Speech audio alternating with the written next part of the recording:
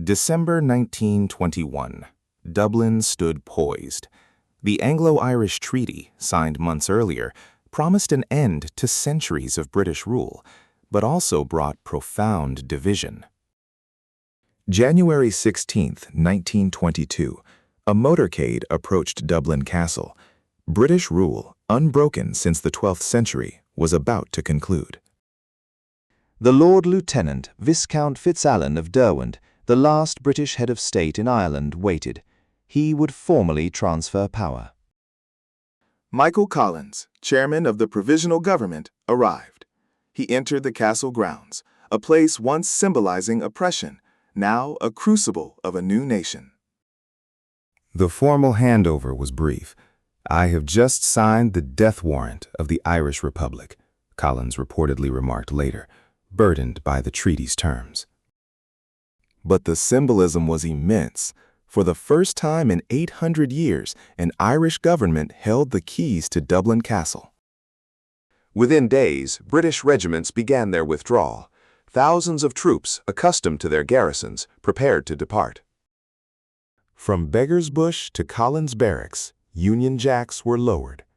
The sound of marching bands faded as soldiers boarded ships. The Royal Irish Constabulary, the British police force, also disbanded. Their barracks stood empty, awaiting new occupants. The British presence, once omnipresent, was systematically dismantled. A physical and psychological barrier was removed. The Provisional Government quickly moved to establish authority. They faced the immense task of building a state from scratch. Key institutions needed to be formed: a civil service, a police force, and most critically, a national army.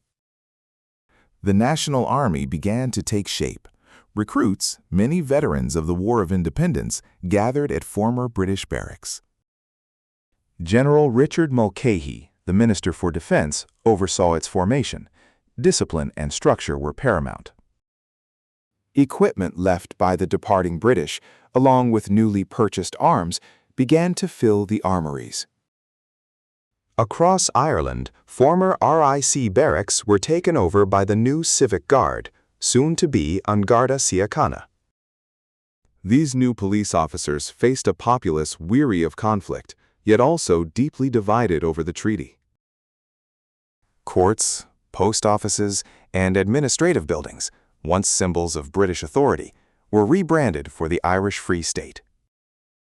The first Dáil Éireann, the Irish Parliament, met.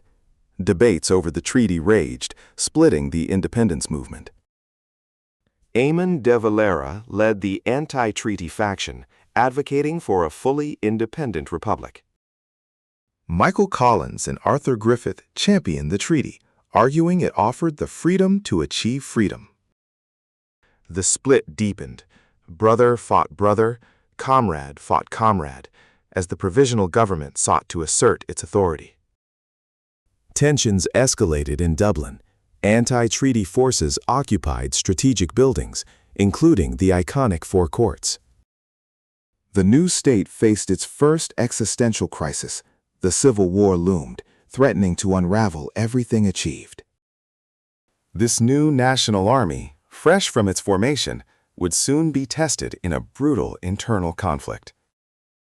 The departure of the old order had paved the way for the new, but not for peace. By December 1922, the Irish Free State officially came into being, established by a new constitution. Timothy Michael Healy was appointed the first Governor-General, representing the King, a contentious role for many nationalists.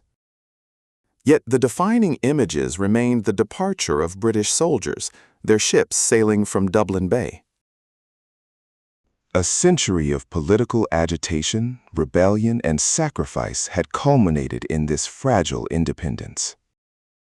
The legacy of the handover was complex.